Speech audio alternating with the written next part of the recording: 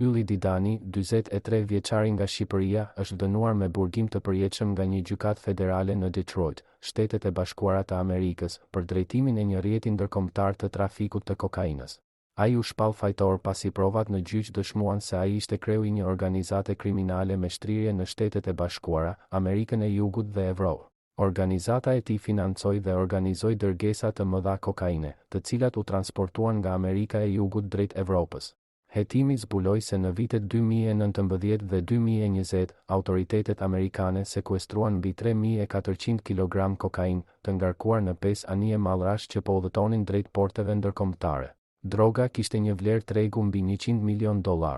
Ndër skemat më të sofistikuara të organizatës ishte ndërtimi i një droni në New York, i pajisur me GPS dhe modem, i cili do të fiksojë në pjesën e poshtme të një anijeje kontejnerësh. Pasi anija të afrohej pranë bregut evropian, droni do të shkëputej dhe më pas do të mblidhej nga një anije peshkimi në pronësi të rrjetit të Didanit.